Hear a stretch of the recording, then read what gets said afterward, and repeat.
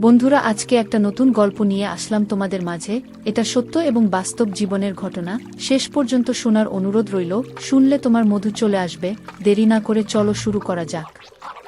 আমি বয়সে বড় পুরুষদের খুব বেশি পছন্দ করতাম এবং আমার হৃদয় আমার বাবার বন্ধুর উপর আকৃষ্ট হয়েছিল, যার বয়স ৩৫-৩০ বছর। তার নাম রমেশ। তার পেশিভূল শরীর দেখে আমার সুরসুরি লাগতে শুরু করেছিল। আমি তাকে জড়িয়ে ধরতে চাইতাম। তার শক্তিশালী বাহুর দেখে আমি নিজেকে আর ঠিক রাখতে পারছিলাম না। আমি মাত্র ১৭ বছর বয়সেই আমি আমার বাবার লাভলি ছিলাম। বাবার জীবন আমার মধ্যে গীতি ছিল। সম্ভবত এই কারণেই আমি খুব সুখে ছিলাম। আমার বয়স ১৭ বছর হলেও আমার কাজগুলো ছোট বাচ্চাদের মতো ছিল। কিন্তু আমার জীবনে এমন একটি মোড়েল যে সব কিছু বদলে গেল। এমন মনে হলো যে আমার ১৭ বছর বয়স থেকে একদম ২৫ বছর বয়সী হয়েছে। কারণ আমি কাউকে পছন্দ করতে শুরু করেছি এবং সম্ভবত তার প্রেমে পড়েছিলাম। আমি আমার সময়ের আগেই বড় হয়ে উঠতে শুরু করি।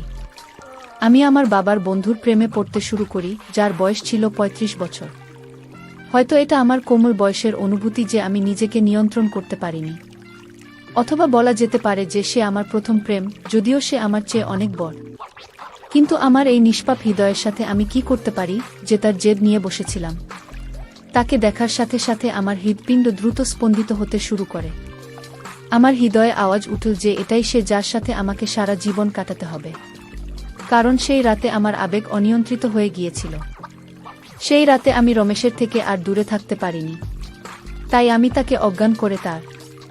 আমার নাম মৌমিতা। আমার বয়স খুব কম। আমার বাবা একটি বড় ব্যবসা করতেন এবং রমেশ আঙ্কেল তার খুব ভালো বন্ধু এবং তার ব্যবসায়িক অংশীদারও ছিলেন। সে বাড়িতে প্রায় আসত। সেদিন আমার বাবা আমাকে তার সাথে পরিচয় করিয়ে দিয়েছিলেন এবং বলেছিলেন যে এটি আমার ছোট্ট পাখি, আমার মেয়ে মৌমিতা। বাবার সেই বন্ধুর ব্যক্তিত্ব দেখে আমি তো স্তব্ধ হয়ে গেলাম। কোথাও থেকে তাকে আমার বাবার বন্ধু বলে মনে হলো না। আমার বাবার বয়স ৪০-এর উপরে, আর সেই অনুযায়ী রমেশের বয়স ও আমার বাবার সাথে প্রায় একই হওয়া উচিত। কিন্তু তাকে তার বয়সের থেকে ১০ বছরের ছোট দেখাচ্ছিল। এমন পেশিবহুল শরীর ছিল যে আমি তার দিকে তাকিয়ে রইলাম। বাবা বললেন, আঙ্কেলকে হ্যালো বলো। আমি অবশ্যই হ্যালো বলেছিলাম, কিন্তু তাকে আঙ্কেল বলতে পারিনি। আসলে আমি কিছু বলতে পারিনি। আমি শুধু তার দিকে চুপচাপ তাকিয়েছিলাম। আমাকে এইভাবে দেখে সে আমাকে আস্তে টোকা দিয়ে বলল, মৌমিতা, কি ব্যাপার? তুমি কি আমার সাথে কিছু কথা বলতে চাও? ওর সাথে কথা বলতে পারতাম, কিন্তু ওর শোনা কথাটা আমার হৃদয়ে বিঁধেছিল। কেন জানি না, ওর মুখ থেকে এ কথা শুনতে আমার ভালো লাগেনি। সেই সময় তো আমি রুমে চলে গেছিলাম। কিন্তু সেদিন থেকে রমেশ আঙ্কেলকে আমি পছন্দ করতে লাগলাম। তিনি একজন ৬ ফুট লম্বা মানুষ ছিলেন, এত সুন্দর ব্যক্তিত্বের অধিকারী যে তাকে দেখে ছোট ছেলেরাও লজ্জা বোধ করবে। তারপরে আমি সবসময় তাকে নিয়ে ভাবতে থাকি। দিন রাত সকাল সন্ধ্যা কখনো আমি তাকে দূর থেকে দেখতাম। তখনও সে বাড়িতে আসত। কখনো আমি বাবার সাথে অফিসে যেতাম এবং সেখানেও তার সাথে দেখা হতো। আমি নিজেই আমার অবস্থা দেখে অবাক হয়েছিলাম। এখন আমি নিজের দিকে বেশি মনোযোগ দিতে শুরু করেছি। কিন্তু যখনই সে আমাদের বাড়িতে আসত, সে নির্বিকার থাকত। বাবার সাথে কথা বলতে ব্যস্ত থাকত, আমার দিকে তাকাত না। যদিও আমি কোনো না কোনো অজুহাতে তার কাছে যাওয়ার চেষ্টা করতাম। কিন্তু সে আমাকে আদর করে আমার পড়াশোনার কথা জিজ্ঞেস করত। আমার সাথে যেভাবে তিনি কথা বলতেন, তার সেই কথা বলার স্টাইল আমার মোটেও পছন্দ হতো না। আমি ছোট ছিলাম। তিনি আমার সাথে একটি শিশুর মতো ব্যবহার করতেন। আর সেদিন আমি খুব অস্থির ছিলাম। ৬ দিন হয়ে গেছে তার সাথে আমার দেখা হয়নি। বাধ্য হয়ে আমি তার অফিসে চলে গেলাম। তিনি আমাকে তার কেবিনে গিয়ে বসতে বললেন। আমি গিয়ে ওর অফিসে বসলাম। কিছুক্ষণ পর উনি ওখানে আসলেন। ওকে দেখে আমার চোখ ঠান্ডা হয়ে গেল। আমি ওর দিকে তাকিয়ে রইলাম। আমাকে এভাবে তাকিয়ে থাকতে দেখে উনি বলতে লাগলেন, কি ব্যাপার মৌমিতা, আমার সাথে তোমার কোনো কাজ আছে? তুমি আমার সাথে দেখা করতে এলে কেন? আমি তার কোনো কথার উত্তর না দিয়ে সরাসরি বললাম যে তোমাকে আমি খুব পছন্দ করি। আমি তার প্রতি আমার ভালোবাসা প্রকাশ করেছিলাম। কিন্তু সে হয়তো বুঝতে পারেনি যে আমি কি বলছি এবং সে বলেছিল যে আমিও তোমাকে খুব পছন্দ করি। তুমি খুব মিষ্টি। একজন ব্যক্তির কথার চেয়ে বেশি তার হাবভাব কথা বলে। এই কারণে আমি বুঝতে পারলাম যে সে আমার অভিব্যক্তি বুঝতে পারেনি। সে আমাকে ছোট বাচ্চা ভেবে ভালোবেসে বলেছিল। হয়তো সে আমার সাথে একটি ছোট মেয়ের মতো আচরণ করছিল, কিন্তু এই ছোট্ট মেয়েটি তার প্রেমে পাগল হয়ে গিয়েছিল এবং এখন যা কিছু করতে সে প্রস্তুত ছিল। তারপর একদিন এই কথাটা আমি আমার বাবাকে বলে দিলাম, কারণ বাবা ছাড়া এই পৃথিবীতে আমার আর কেউ নেই। মা মারা গেছে অনেক আগে। আমি আমার বাবার একমাত্র মেয়ে ছিলাম। আজ পর্যন্ত তিনি আমার কোনো কথাই প্রত্যাখ্যান করেননি। আমি যা বলতাম তাই করতেন। আমি যদি চাঁদ ও চাইতাম তাহলে হয়তো তিনি আমার কাছে নিয়ে আসতেন। কিন্তু আমি যখন বললাম আমার বাবাকে যে বাবা, আমি তোমার বন্ধু রমেশকে পছন্দ করি আর ওকে বিয়ে করার জন্য পাগল হয়ে গেছি, সে তো অবাক হয়ে আমার মুখের দিকে তাকিয়ে রইল। আমি যা বলেছি তা সে বিশ্বাস করতে পারল না। আমার কথা সেরে গেল এবং বলল যে তুমি মজা করছো। আমি বললাম না, আমি মজা করছি না।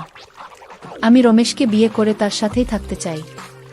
যদি তুমি না করো আর তার সাথে আমাকে বিয়ে না করালে আমি আমার জীবন শেষ করে দিব। এটা শুনে বাবা হতবাক হয়ে গেল, কারণ আমি ছাড়া তার জীবনে আর কেউ ছিল না। সে আমার জন্যই এসব করছিল এবং যখন আপনার নিজের সন্তান আপনাকে বলে যে সে তার নিজের জীবন নিতে চায় তখন আপনার হৃদয় ভেঙে যায়। তবু বাবা আমাকে অপেক্ষা করেছিলেন এবং তিনি অনুভব করেছিলেন যে এটি আমার মনে হয়েছে আমি কখনো এরকম কিছু করব না। কিন্তু 2-3 দিন খাবার না খেয়ে অজ্ঞান হয়ে পড়লাম। বাবা আমাকে ডাক্তারের কাছে নিয়ে গেলেন এবং ডাক্তার বললেন সে মারাও যেতে পারে। খাওয়া দাওয়া বন্ধ করে দিয়েছ কেন? তখন বাবার মন খুব খারাপ হয়ে গেল এবং বুঝতে পেরেছিল যে বিষয়টি গুরুতর। তিনি আমাকে ভালোবাসে এবং রাগান্বিতভাবে বুঝিয়েছিলেন যে তোমার এই সিদ্ধান্ত মোটেও ঠিক না। তোমার কি হয়েছে, এত পাগল হয়ে গেলে কেন? এই সবের জন্য তোমার এখন বয়স হয়নি। তোমার বয়স 17 হয়েছে আর তুমি ইতিমধ্যে প্রেমে পড়েছ। আর তোমার বয়সের ছেলের কথা বললে আমি মেনে নিতাম। রমেশের কথা বলছো, যার বয়স প্রায় 35 হবে। সে তোমার বয়সের দ্বিগুণের বেশি। তুমি ওকে নিয়ে কখনোই খুশি হবে না। আমার চোখ জ্বলে ভরে গেল। আমি বললাম আমি রমেশ ছাড়া থাকতে পারবো না। আর আমি যদি রমেশকে বিয়ে না করি তাহলে আমি পাগল হয়ে যাব। আমার বাবা পৃথিবী দেখেছিল। তিনি বুঝতে পেরেছিলেন যে তিনি তার মাথার উপরে। তিনি তার বন্ধু রমেশের সাথে কথা বলেছিলেন। তিনিও অবাক হয়েছিলেন এবং তিনি অস্বীকার করেছিলেন এবং তখন আমার বাবা তাকে বলেছিলেন যে তোমাকে ছাড়া আমার মেয়ে থাকতে পারবে না। রমেশ বলল, বিজয় তুমি কি বলছো? সে তো একটা ছোট মেয়ে আর আমার মেয়ে থাকলে সে তারই বয়সী হতো। আমি কিভাবে তাকে আমার স্ত্রীর জায়গা দিতে পারি?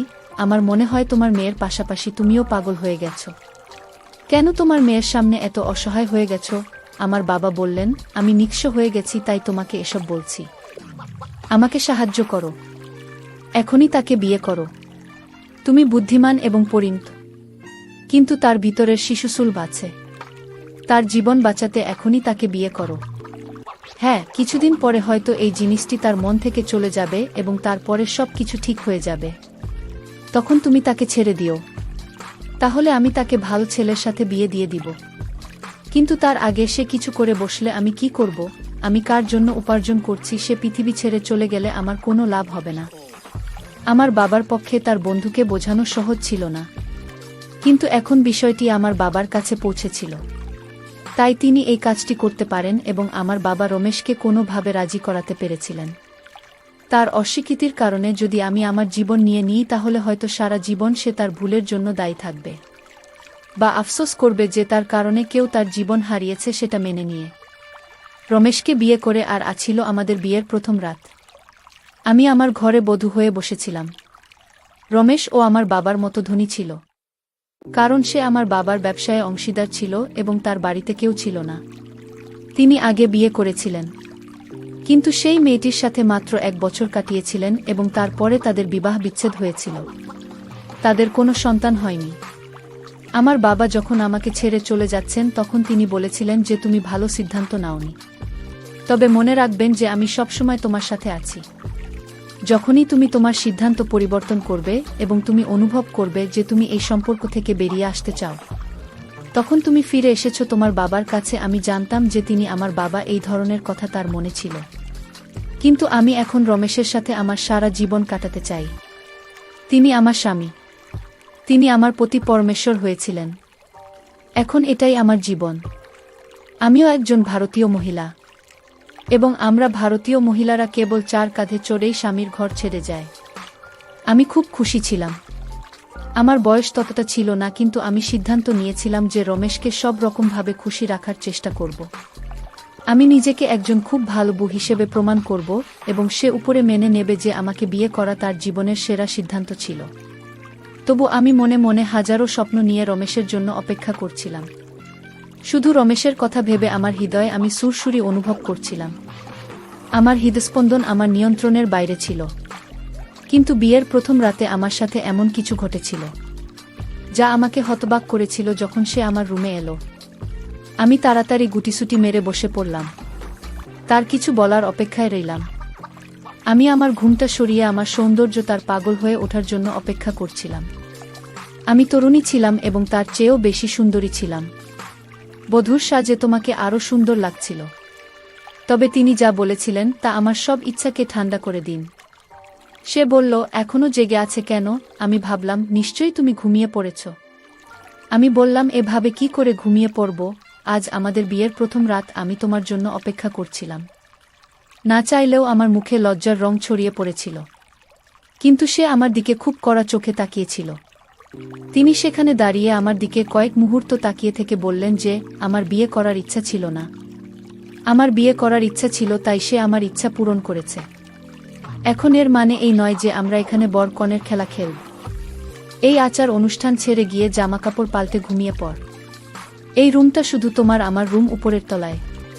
কিছু লাগলে জানাবেন। আমি এটা শুনে অবাক হয়ে গেলাম। আমি বললাম, কি করছো? আজ রাতটা আমাদের জীবনের সুন্দর রাত, যা সারা জীবন মনে থাকবে। তুমি তোমার ঘরে যাচ্ছ কেন? কিন্তু বর বউয়ের তো একটিমাত্র ঘর হয়। তিনি বললেন, দেখো, আমি তোমার বাবাকে এতটা অসহায় আগে কখনো দেখিনি। তিনি নিজেও অসহায় ছিলেন। তুমি তাকে বাধ্য করেছিলেন, আর সে আমাকে বাধ্য করেছিল।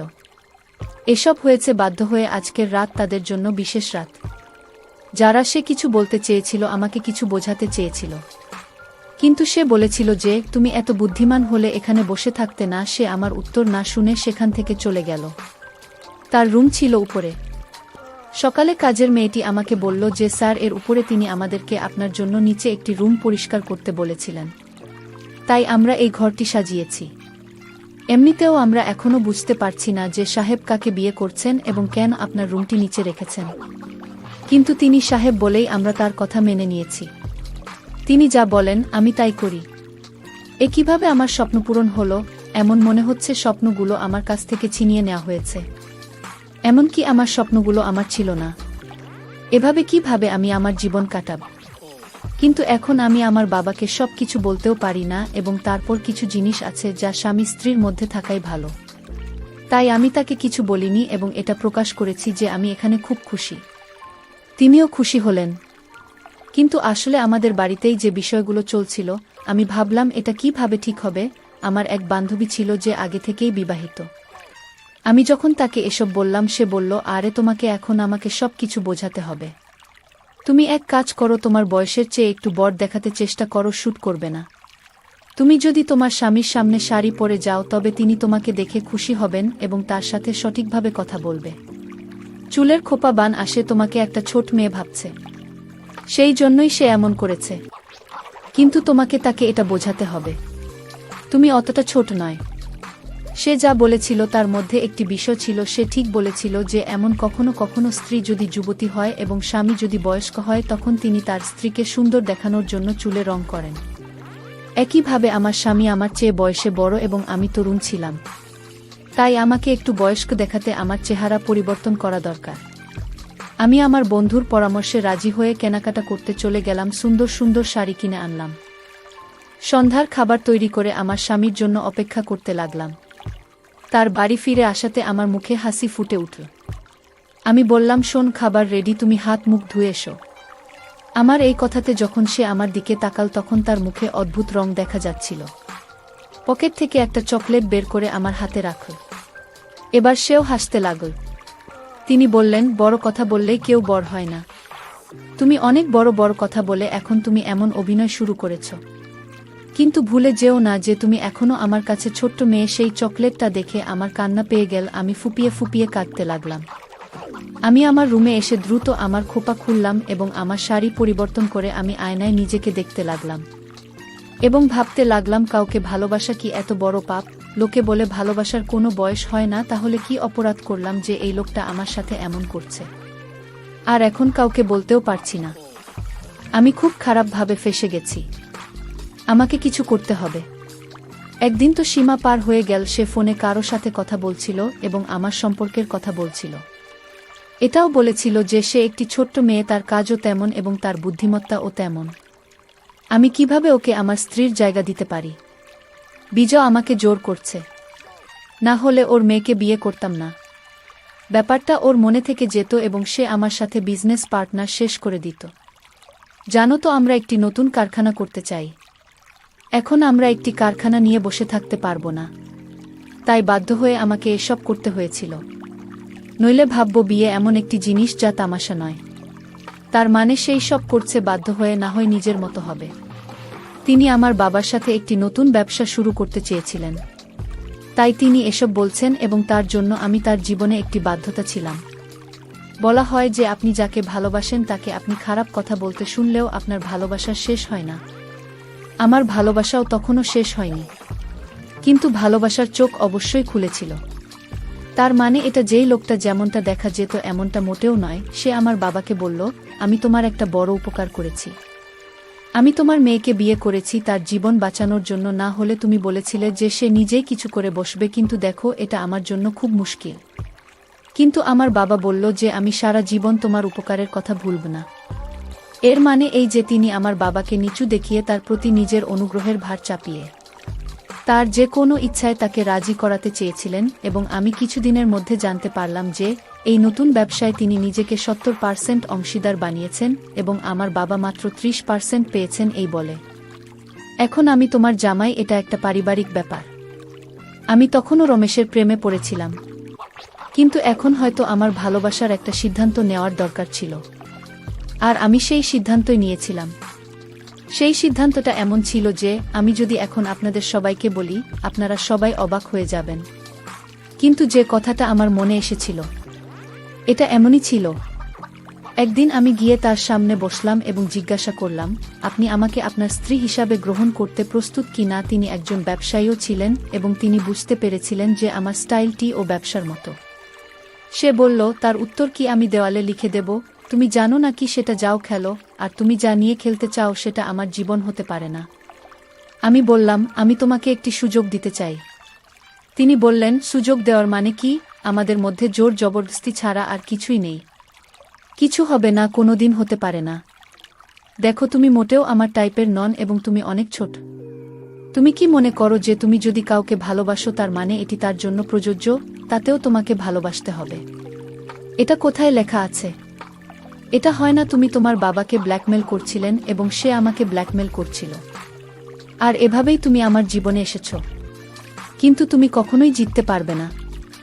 আমি তোমাকে কখনোই আমার স্ত্রী হিসেবে গ্রহণ করব না এবং আমি তোমাকে বলবো তোমার মনের মধ্যে এমন কিছু না আনতে, কারণ আমি তোমার মতো অনেক মেয়েকে দেখেছি।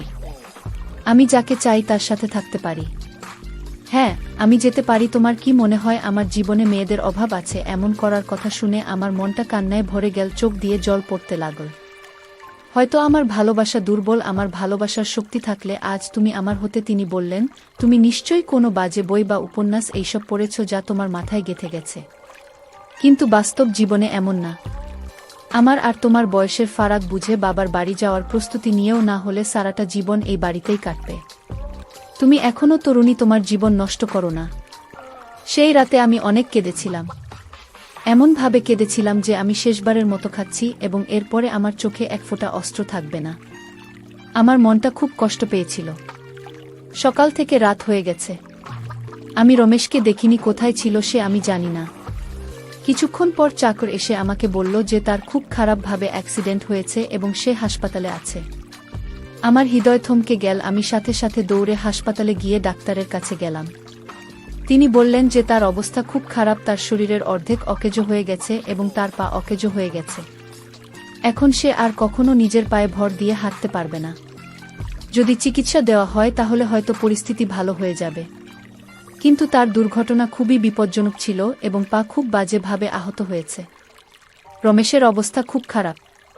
তাকে দেখে আমি অনেক কেঁদেছিলাম। তিনি হাসপাতালে কিছু সময় কাটিয়েছিলেন। তারপরে আমি তাকে বাড়িতে নিয়ে আসি। আমি তার সেবা যত্ন করেছিলাম এবং তার খুব যত্ন নিচ্ছিলাম।